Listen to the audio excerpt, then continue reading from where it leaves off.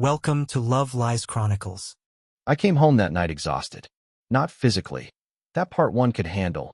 But the mental fatigue was heavier than usual, like I had spent all day dragging something behind me I couldn't quite see. I remember pausing at the door with my hand on the knob, thinking maybe tonight would be better. Maybe there'd be a smile waiting. Maybe she'd ask me how my day went. She didn't. She was sitting on the couch, scrolling through her phone. The glow from the TV flickered across her face, but it didn't soften anything. I set my bag down, took off my shoes quietly, walked over, and leaned down to kiss her on the cheek. It wasn't even dramatic. It was routine, a tiny gesture that still meant something to me.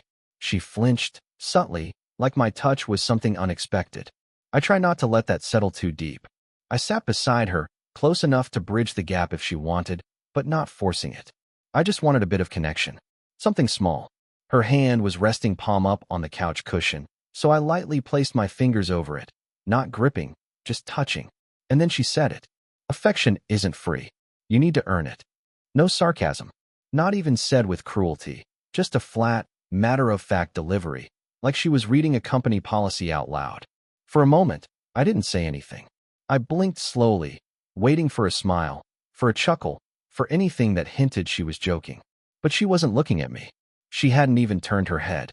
Her eyes were still on the screen, like my presence was more of a disturbance than a comfort.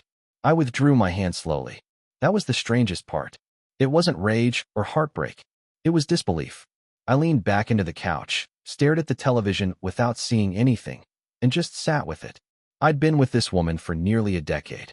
Through layoffs, through medical scares, through funerals, through promotions and celebrations and missed anniversaries and lazy weekends. We'd built something, or I thought we had. Maybe it had eroded slowly, and I didn't see it.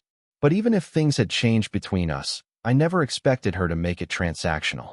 I never thought I'd be told, by the person I built a life with, that affection, love, intimacy, was something to be earned like a tip. Earned. That word buzzed in my head like a siren wrapped in velvet. I had earned everything else, hadn't I? The roof over our heads, the stability, the vacations, the safety net, the little luxuries she didn't think twice about. But that wasn't enough. Now love had a price tag too, and apparently, I was behind on payments. I tried to speak, but my mouth felt dry. I turned my head to look at her. Her face was lit by her phone. The faint blue reflection made her look almost statuesque. Cold. Immovable. I got up without saying a word. I didn't slam anything or stomp my feet. I just walked to the bedroom, sat on the edge of the bed, and stared at my hands. They looked smaller than usual. Older. Like they had aged just from hearing her say it. I flexed my fingers, almost trying to remind myself I was still here, still a man. Even if the woman I loved had just reduced me to a coin toss.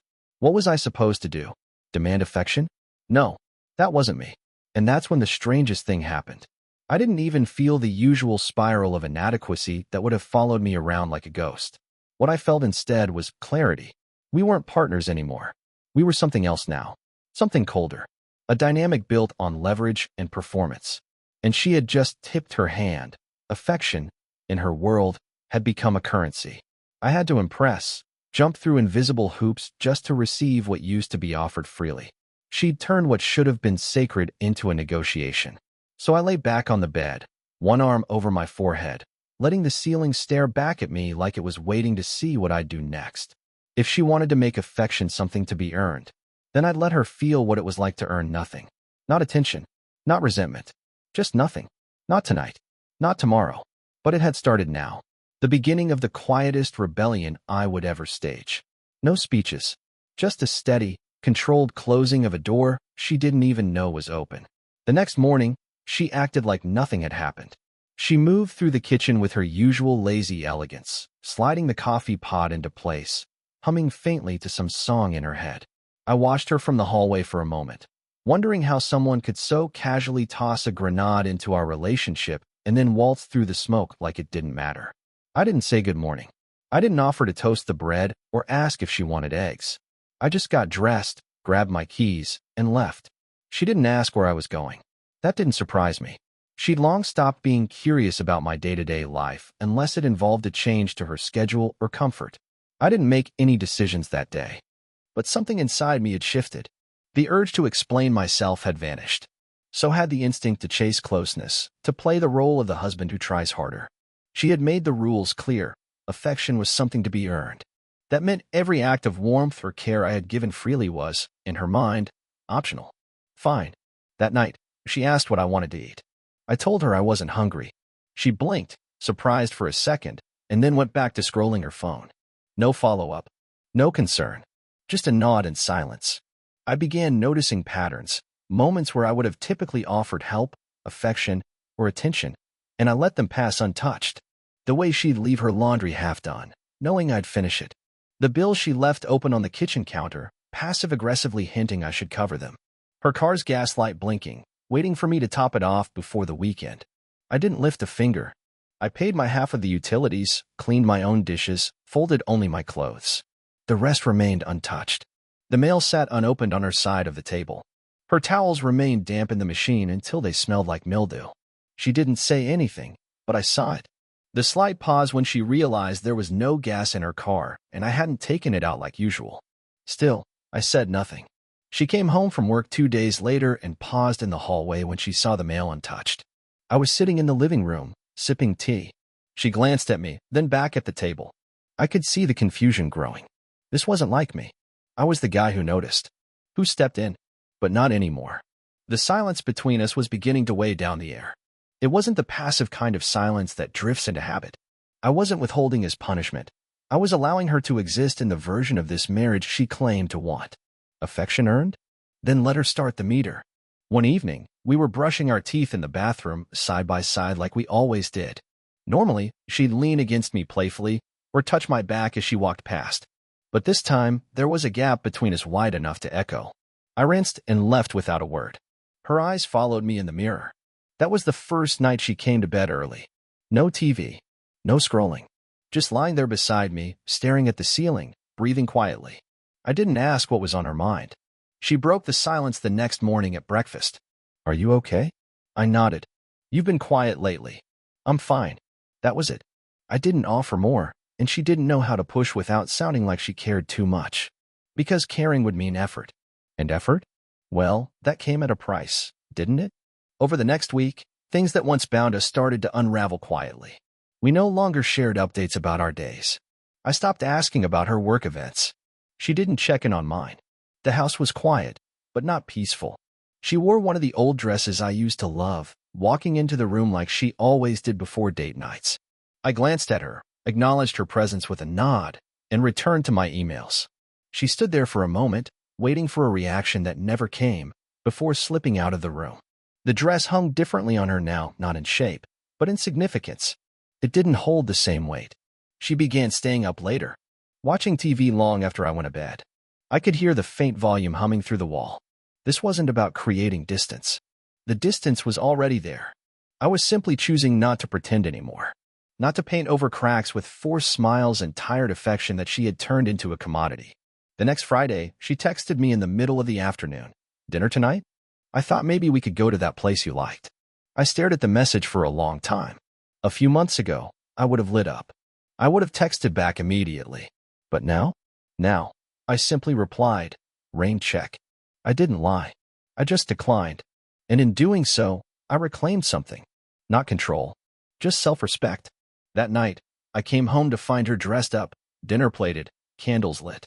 She looked beautiful in that curated, Instagram-perfect kind of way. But the smile she offered was strained. Her eyes scanned my face, searching for the man who used to light up at the sight of a surprise meal. I kissed her on the forehead like one might greet a cousin. Then I walked upstairs. And for the first time since that night on the couch, she stood there, watching me leave the room, not out of annoyance or apathy, but confusion. She didn't understand. By the following week, the air between us had changed. Every movement, every omission became part of something larger.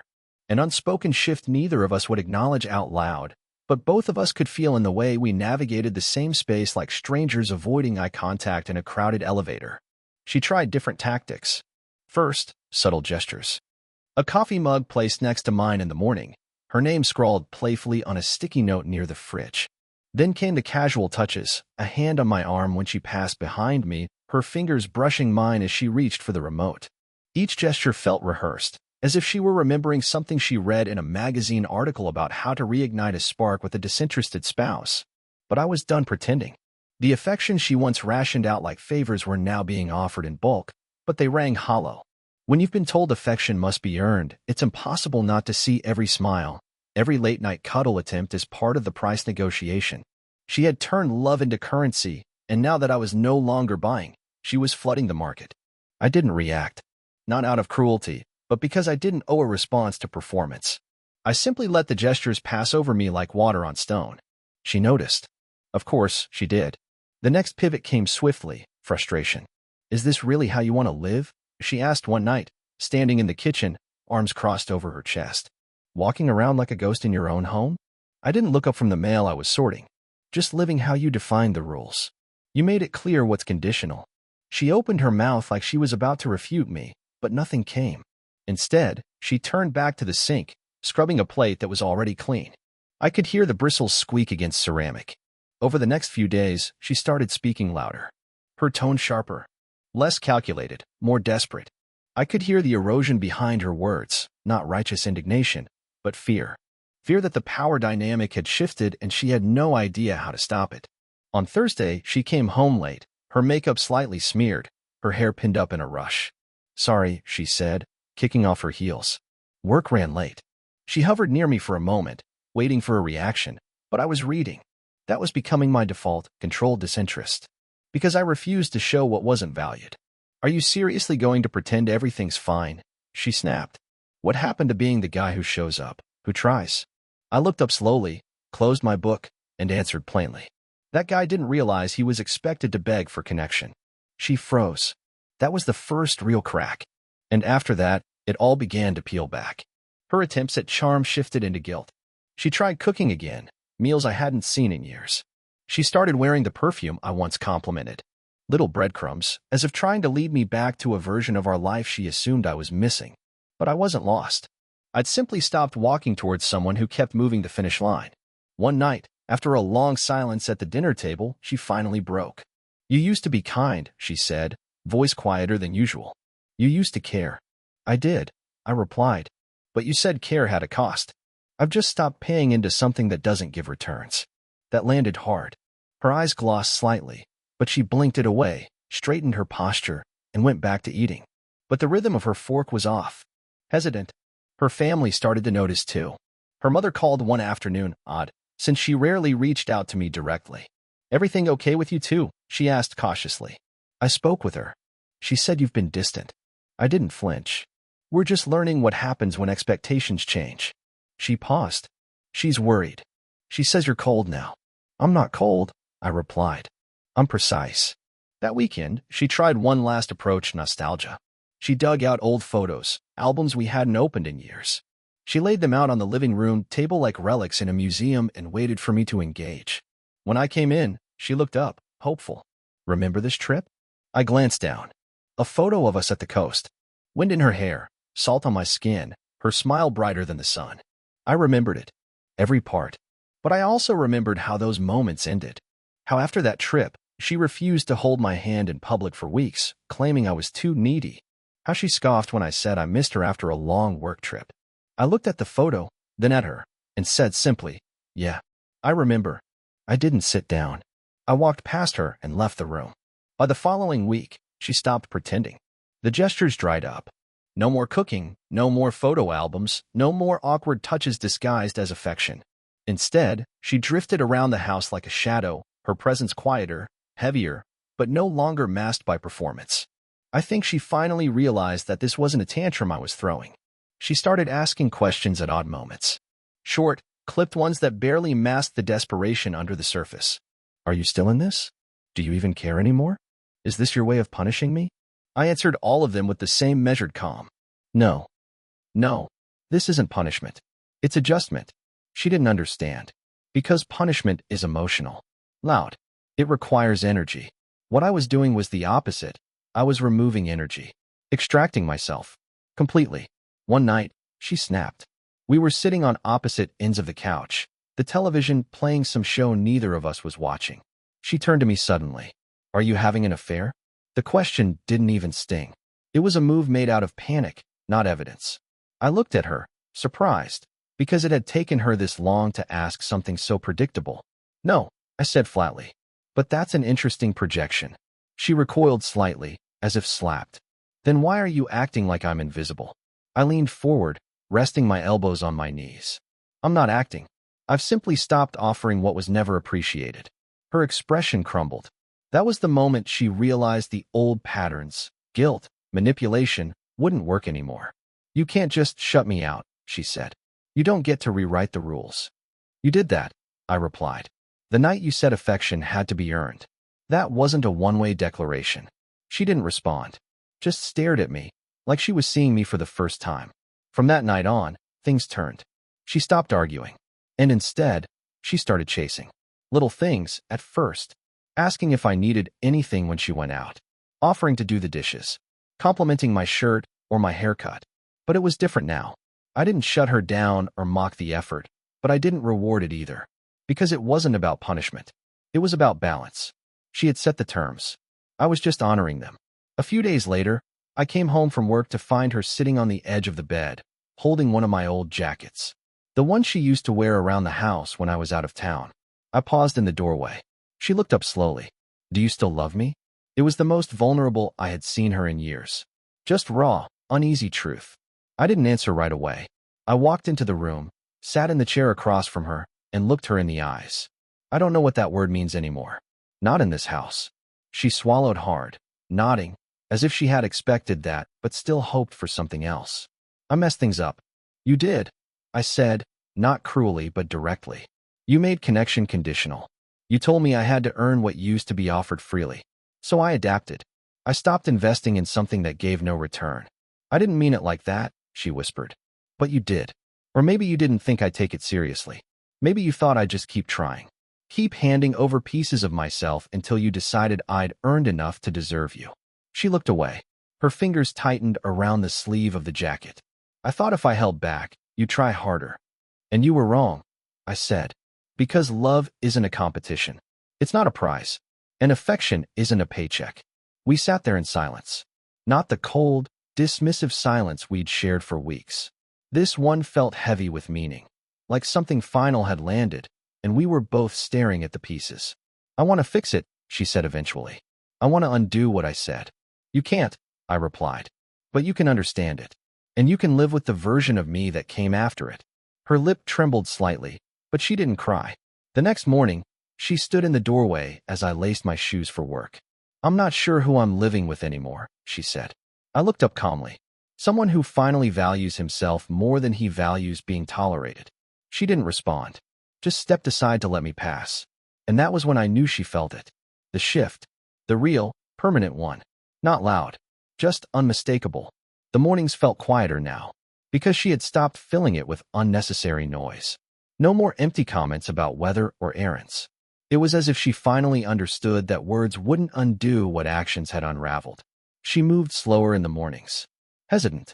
Like she was afraid that every step might echo with the truth we'd both been avoiding for years.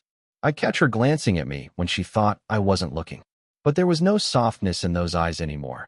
Just something resembling regret, dressed in too many months of silence and too few acts of grace.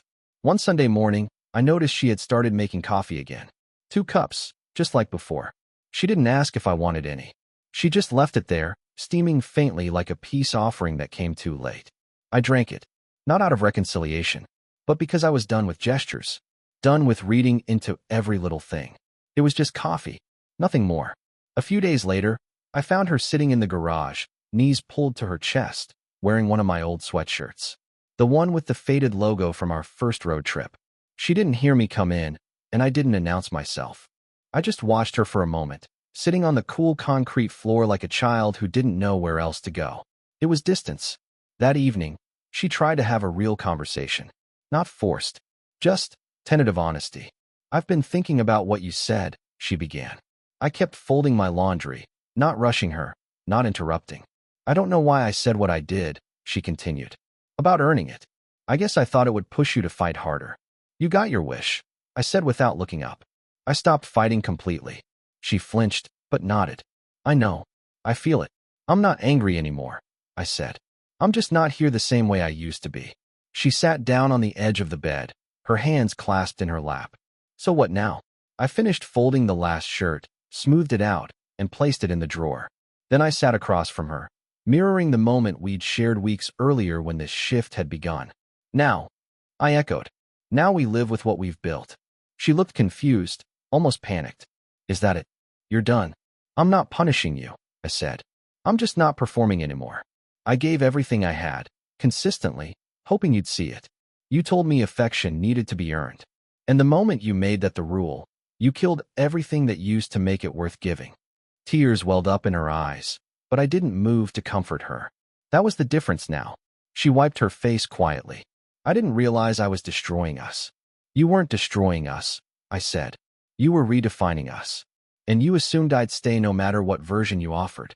She nodded slowly, the truth landing like a stone in her chest. I did. That night, we slept on the same bed, but it might as well have been separate continents. She curled up on her side, her breathing shallow and rhythmic. I stared at the ceiling, listening to the quiet hum of the fan, the distant bark of a neighbor's dog, the faint pulse of a house that no longer felt like home. One morning, I came downstairs to find her sitting at the dining table, staring at her phone. She looked up when she heard my footsteps, and for a moment, it seemed like she was going to speak. She just looked at me, like someone finally realizing the man standing in front of her wasn't the one she used to control. The man who used to offer affection like air, automatic, unconditional.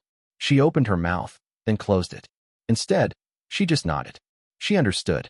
It wasn't dramatic. No slammed doors.